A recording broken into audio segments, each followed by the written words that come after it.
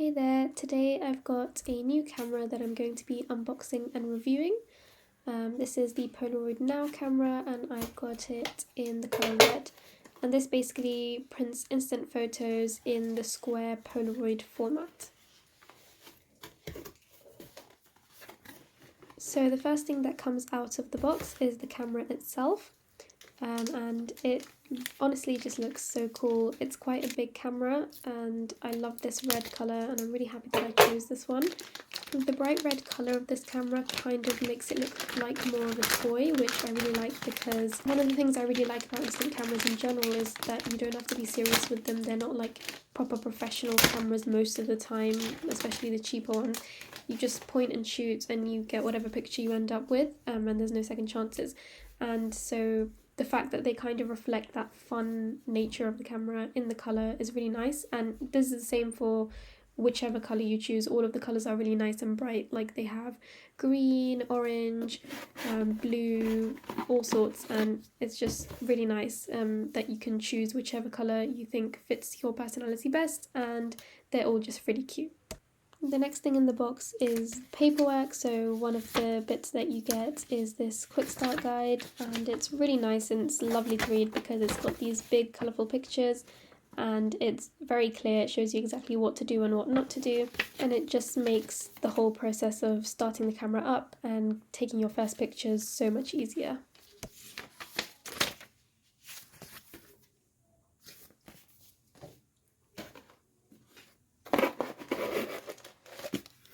Then we have the neck strap for the camera, and I'm really glad that this camera has a neck strap actually and not just a wrist strap like the instax cameras do, because I feel like it's just so much more secure when it's around my neck.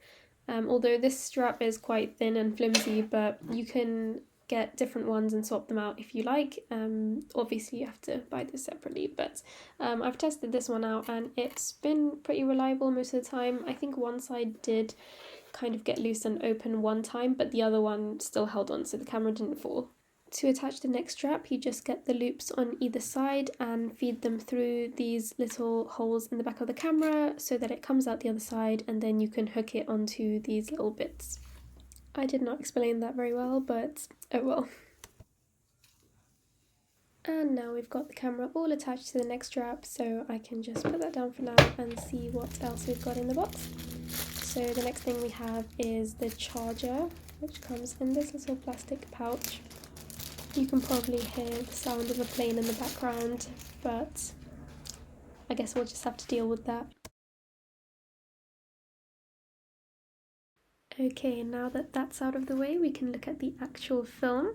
So this is what the pack of film looks like, and each pack comes with 8 exposures, which is kind of annoying. I'm used to having 10 in the instax cameras, and also the instax film is a lot cheaper, but these films are also bigger, so I suppose there's a trade-off there. So this is how the manual says you should insert the film cartridge, and basically there's a button on the side that you press and it should open the bottom of the camera. You just slide the cartridge inside and then you can shut it closed again, and then the dark slide of the film basically comes out automatically, which is the piece of card thing that kind of covers the film and protects it while you're not using it.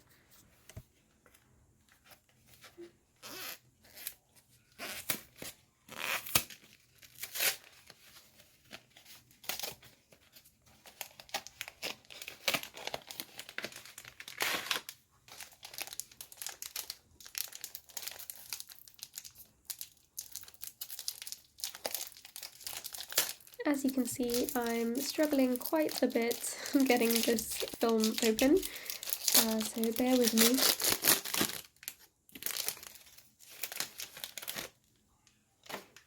Something I find really nice about these film cartridges is that each one comes with a little like picture and message on the front, on the dark slide basically. Okay, now we can finally press the on button and you can see that it said 0 over there, which means I don't have any film in the camera. So I've just opened the bottom of the camera where the film goes, and I'm sliding this cartridge in, and it's basically supposed to go in so that the picture's facing upwards, and this little tag is going to be on the bottom. and then we just close the camera.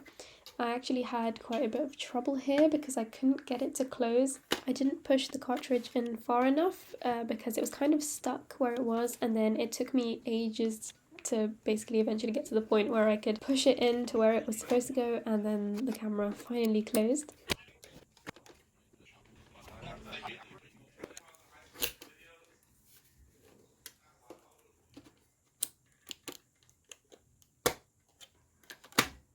That took a while, and I did think there was something wrong with my camera and I was kind of panicking, but all is well.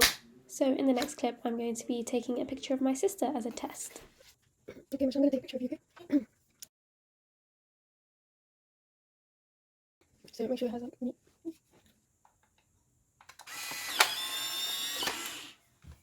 And we have our first photo. So I'm just flicking the frog tongue out of the way, and then we have our picture, and it takes quite a long time to develop, about like, it says 15 minutes, but I feel like usually it takes quite a bit longer. But anyway, this is the first picture I took of my sister standing in the doorway. As you can see, the colours are kind of muted, and it's quite different to how Instax cameras take their pictures. There's another one I took in the garden, and it's actually a double exposure, and I love how this one came out. What we did was we took the first exposure of my sister with the sky as the backdrop, and then the second exposure was of a bush in our garden. And then this next picture is kind of one that went wrong a little bit. It was a picture of me and I'm just covering my face. The picture basically ended up really washed out and you can barely see any of the colours. It's like really bright, and I think that happened because the flash was on and I also put it on the higher exposure setting. So then I tried to take a similar picture again, and this time it came out dark. So the reason why was because I turned the flash off and I put it on the lower exposure setting. So you want to kind of get it in the middle to get good results. Here I've laid out some of the Polaroid pictures I took, and alongside it I've got some Instax film as well, and this is the Instax square film. So this is the most similar to the Polaroid film that I've got because it's the same shape but it's smaller.